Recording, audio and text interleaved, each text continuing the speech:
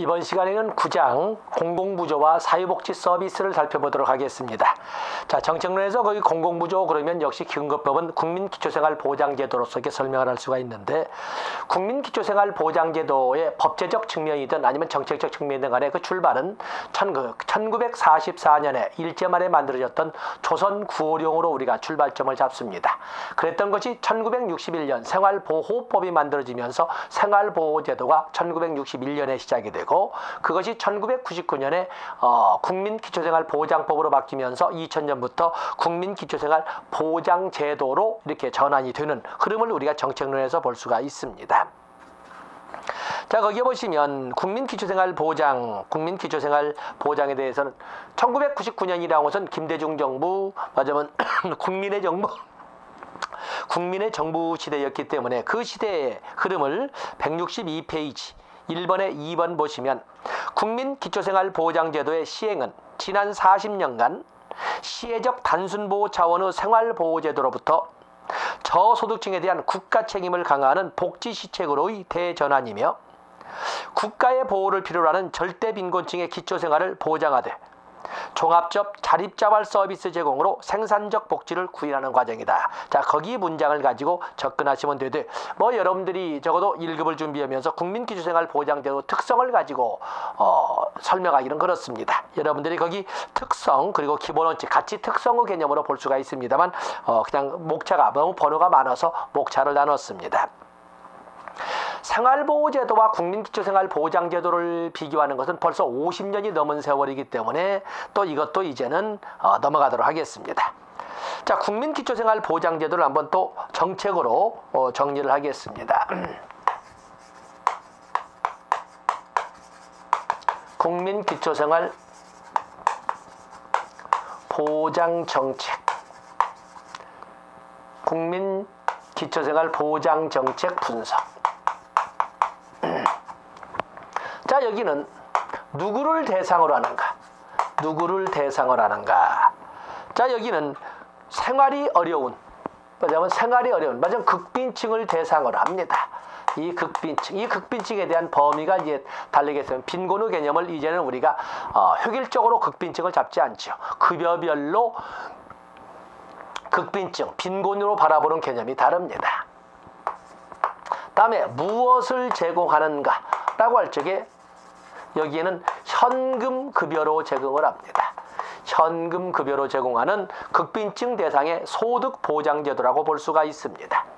또 현금급여를 지급하되 여기에는 7개의 종류가 있지 않습니까? 현금급여를 지급하는 걸로서 여기에는 현금급여, 저기 빈곤에 대한 현금급여로서 7개, 생계급여.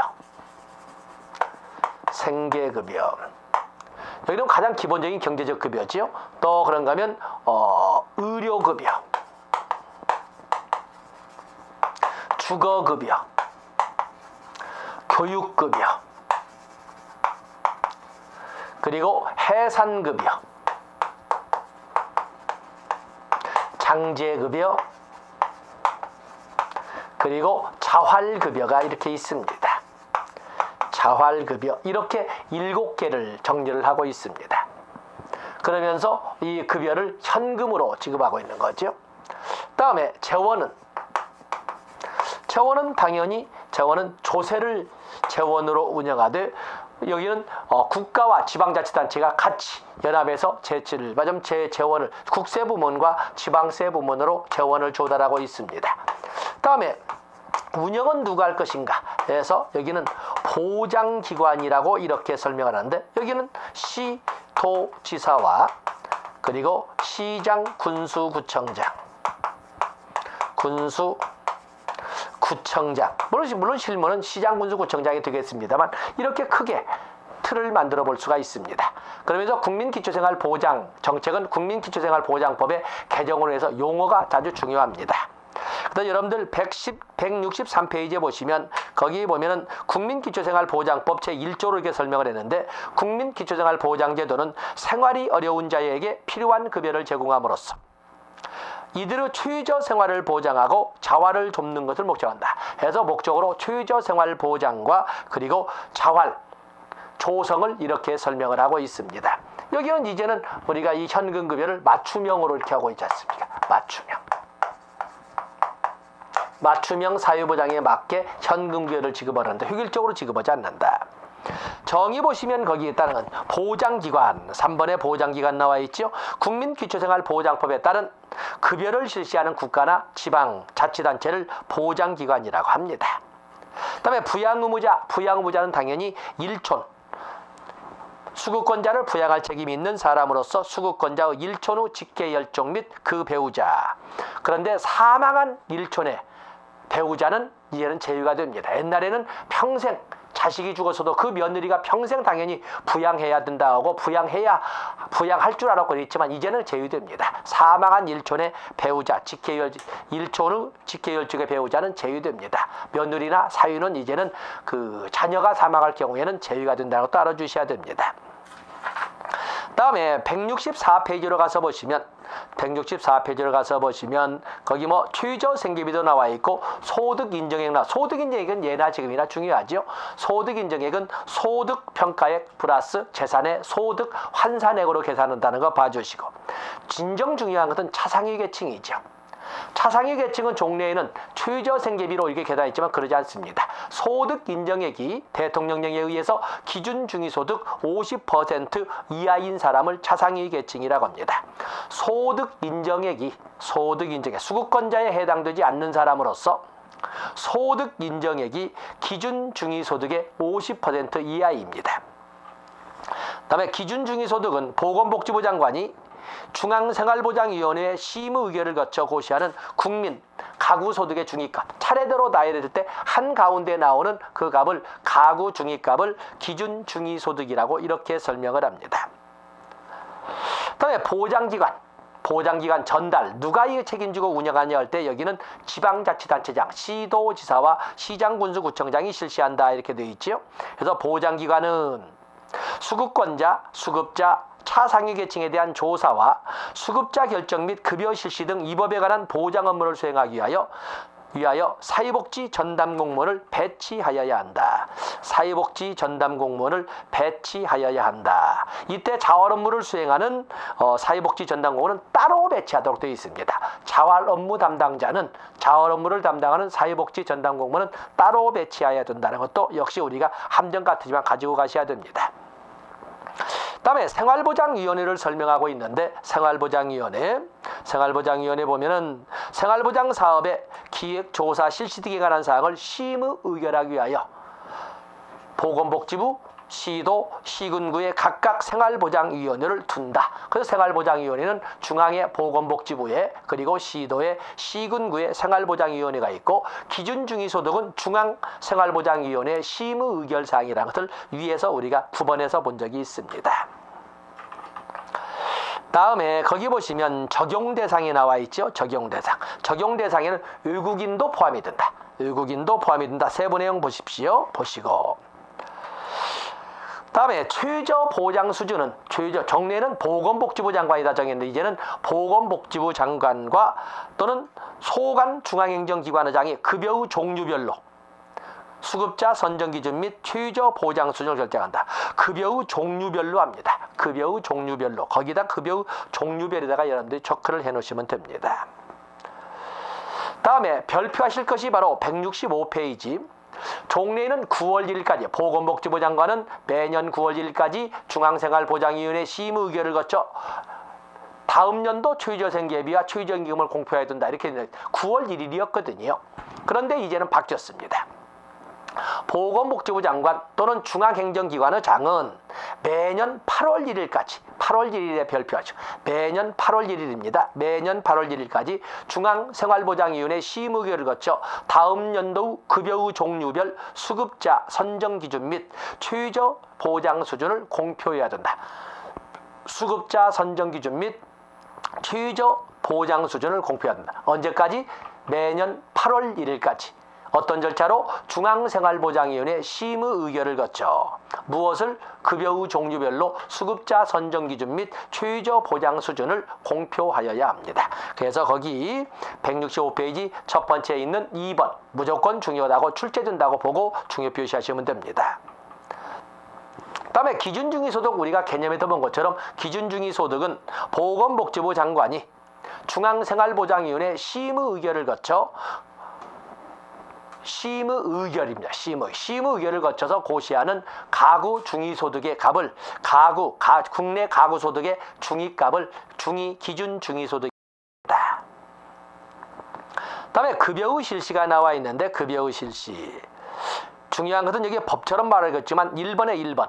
급여는 수급자가 자신의 생활의 유지 향상을 위하여 소득, 재산, 근로 능력 등을 활용하여 최대한 노력하는 것을 전제로 이를 보충 발전시키는 것을 기본 원칙으로 한다. 바로 여기서 소득, 재산, 근로 능력. 소득, 재산이라고 하는 의미는 뭐냐면 소득의 평가액과 재산의 소득 환산액, 결국에 소득 인정액과 근로 능력을 최대한 활용해서 노력하는 것을 전제로 해서 부족한 것이 있다면 보충 발전시키는 원칙으로 한다. 결국에 공공부주의 6대 원칙, 국가 책임의 원칙, 생존권 보장의 원칙, 최저생활 보장의 원칙, 그리고 자립 자활 조성의 원칙, 그리고 평등의 원칙, 그리고 마지막에 보충성의 원칙 우리가 정리한 거 있죠. 바로 국민기초생활보장법에서는 보충성의 원칙을 급여의 기본 원칙으로 정리를 하고 있습니다. 또 곧잘 나오는 문장, 부양 의무자 부양, 다른 법령에 의한 보호는 이 법에 의한 급여에 우선해서 정해지는 거, 행해지는 걸로 본다. 좋습니다. 다음에 급여의 기준을 보면은 급여의 기준, 급여는 건강하고 문화적인 생활. 헌법 제34조 1항 보면은 모든 국민은 인간다운 생활을 할 권리가 가진다. 바로 인간다운 생활이 뭘까 참 궁금했었는데 이 여기 나온 것처럼 사회보장기본법에서 똑같이 국민기초생활보장법에서도 건강하고 문화적인 생활이라는 말을 썼어요. 아, 인간다운 생활이라는 것은 건강하고 문화적인 생활이구나 라고 이렇게 우리가 볼 수가 있습니다. 다음에 급여의 기준은 맞춤형이라고 했죠. 급여의 기준은 급여의 종류별로 정한다. 획일적으로 정하지 않고 급여의 기준은 급여의 종류별로 정한다는데 여러분들이 초점을 두시면 됩니다. 또 급여는 개별 가구, 가구 단위라고 그랬죠. 세대 단위라고 그랬습니다. 개별 가구를 단위로 행하되 예의도 있다. 해서 세대 단위, 공공부주에서 보면 세대 단위의 원칙, 개별적 욕구 충족의 원칙, 현금 급여의 원칙, 거택 지급의 원칙, 그러면서 세대 단위의 원칙이 있지 않습니까? 국민기초생활보장정책도 역시 가구 단위, 세대 단위를 원칙으로 합니다. 다음에 급여의 신청은 수급권자만 신청할 수 있는 건 아니고 거기 급여의 신청, 친족, 관계인은 특별자치도지사, 시장군수구청장에게 급여를 신청할 수 있다. 그런가 하면 사회복지 전담공무원도 이렇게 급여를 신청하려고 해도 신청할 수 없는 경우가 있습니다. 심신상의 장애가 있을 수가 있고 또 친족이나 관계인도 없는 경우가 있을 경우에는 할 수가 없잖아요. 그럴 적에는 사회복지 전담공무원이 직권으로 2번에 나와 있지요. 2번에 셋째 줄 직권으로 신청할 수 있다. 당연히 수급권자의 동의를 구해야 된다. 이렇게 되어 있는데 그래서 거기 급여의 신청 옆에다가는 직권, 신청, 직권 병행주의라고 신청을 해야 표현된 욕구로 전환시켜야 급여를 지급할 수 있지만 그럴 수 없는 경우에는 사회복지 전담공무원이 직권으로 신청할 수 있다는 것도 같이 체크를 하시면 됩니다. 다음에 급여의 종류가 166페이지로 넘어가 보시면 급여의 종류 7종 세트 정리했지요. 현금 급여로 지급하되 생계급여를 기본으로 해서 주거급여, 의료급여, 교육급여, 해상급여, 장제급여, 자활급여 이렇게 쭉 나와 있습니다. 그래서 생계급여부터 이 7개의 급여를 필요에 따라서 지급할 수가 있다. 전부나 일부를 지급할 수 있다. 그리고 사망의 중요 표시하시고 차상위 계층에 대해서 차상위자에 대해서도 급여를 지급할 수가 있는데 거기 보시면 예산의 범위에서 두째 줄 3번의 두째 줄 주거급여, 의료급여, 교육급여, 장제급여, 자활급여의 전부나 일부를 지급할 수 있다 이렇게 되어 있습니다. 반대 해석을 해보면 차상위 계층에 대해서만은 차상위 계층에 대해서는 생계급여와 해산급여는 절대 안 된다. 나머지는 전부나 일부를 지급할 수 있지만 생계급여와 해산급여는 지급하지 않습니다. 그리고 실질적으로 대통령령에 의해서 차상위 계층에 지급되는 급여는 자활급여 하나 있습니다. 자활급여 하나 있다. 다음에 자활사업을 여기서 다루고 있는데 자활사업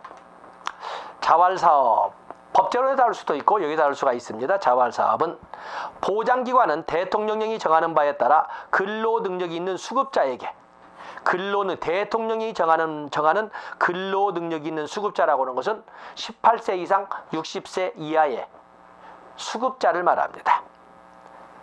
자활에 참 필요한 사업에 참여할 것을 조건으로 생계급여를 지급할 수 있다.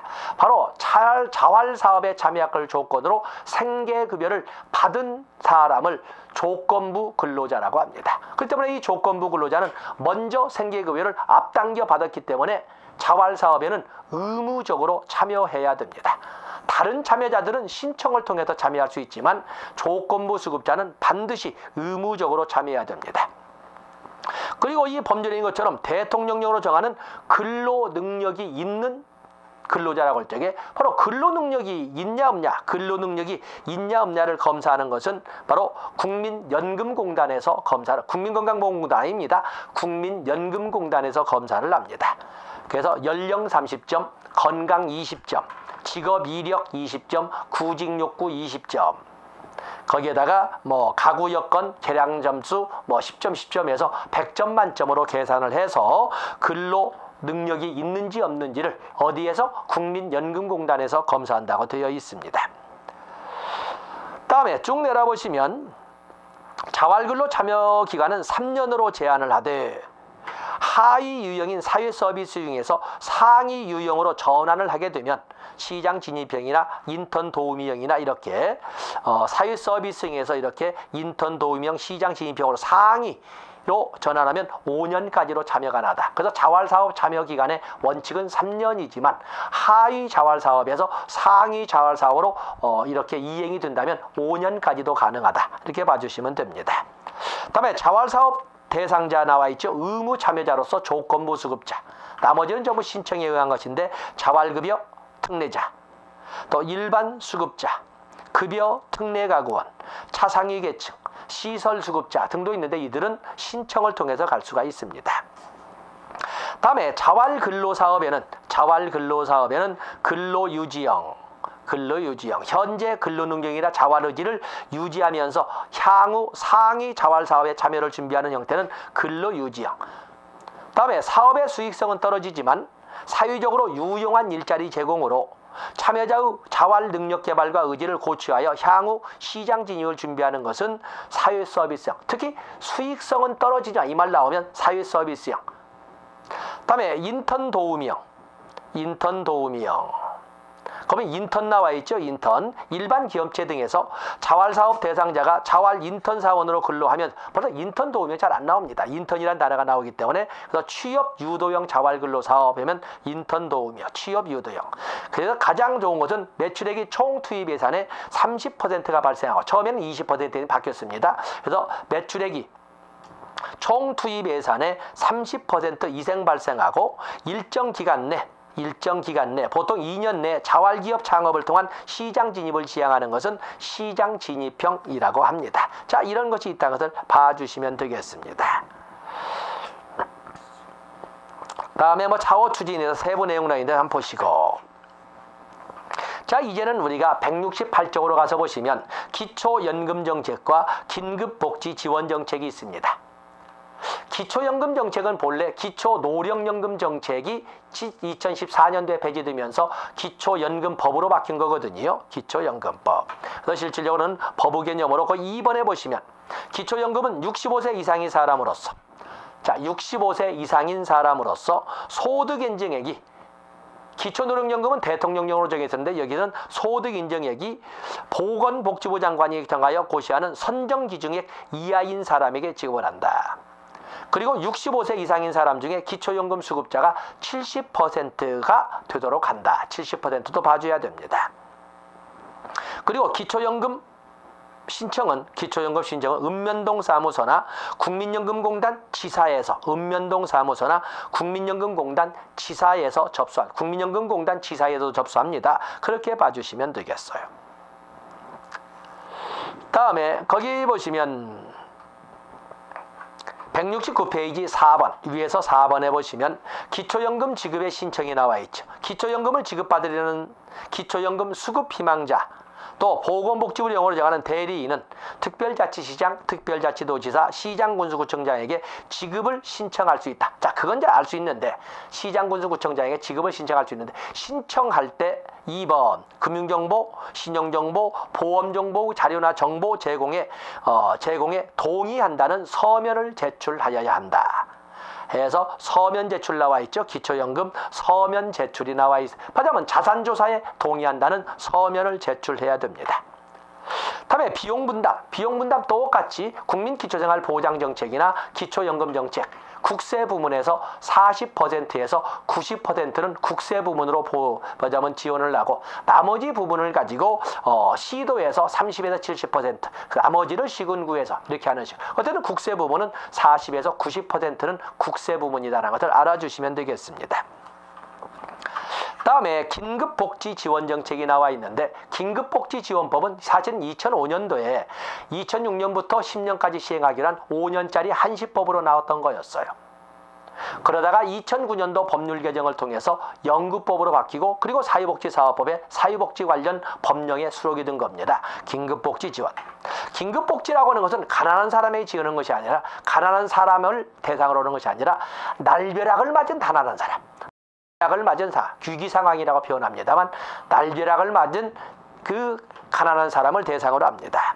그래서 거기 보시면 생계곤란 등의 위기 상황에 처하여 도움이 필요한 사람을 신속하게 지원함으로써 이들이 위기 상황에서 벗어나 건강하고 인간다운 생활을 하게 함을 목적으로 하는 것이 긴급복지 지원 제도가 되겠어요. 자, 거기에 보시면 위기 상황이란 본인 또는 본인과 생계 및 주거를 같이 하고 있는 구성원이 다음 사유로 생계 유지 등이 어려운 경우에 위기 상황에 처해 있다 하고 지원 대상으로 삼는데 거기 보면 주소득자가 사망, 가출, 행방불명 또는 시설, 구금시설 등에 수용되는 등의 소득으로 사유로 소득을 상실한 경우 중앙질병이나 부상을 당한 경우 이렇게 법으로 정한 내용들이 쭉 나와 있습니다. 이런 등등의 사유로 인하여 생계 유지가 어렵게 된 이런 상황을 한정해서 지원 대상으로 합니다. 거기 보면 긴급지원기관, 국민기초생활보장법에서는 그것을 보장기관이라고 했는데 긴급복지지원법에서는 긴급지원기관이라고 표현했는데 그 긴급지원기관은 시장, 군수, 구청장이 되겠습니다. 그리고 당연히 긴급복지 지원의 대상자가 되고자 하는 자는 역시 금융정보, 신용정보, 보험정보 제공에 동의한다는 서면을 제출해야 된다. 그렇기 때문에 긴급복지 지원을 자산조사에 동의한다는 서면을 제출한다는 점에서 이렇게 공공부조에 넣고 같이 설명을 합니다. 다음에 긴급지원의 대상은 바로 거기 보면 금전 전물 등의 직접 지원도 있고 또 그러면 간접 지원도 있습니다. 거기 보면 직접 지원에 금전 현금 내 직접 지원은 생계 지원, 의료 지원, 주거 지원, 교육 지원, 또 그런가 하면 사회복지 시설 이용 지원 등이 있습니다. 그 외에도 기타가 있죠. 여러분들 국민기초생활보장법상 급여가 뭐였어요? 생계급여, 교육급여, 주거급여, 의료급여, 그리고 해상급여, 장제급여, 자활급여. 앞에 말했는 4개. 여기도 생계지원, 교육지원, 주거지원, 의료지원에다가 개별적 사회복지시설 이용지원이 있습니다. 그 밖에도 있습니다만 거기 생계지원, 긴급지원에 보면 생계지원, 또 그런가 하면 주거지원, 생계지원, 주거지원, 한번 적어. 생계전, 긴급복지지원.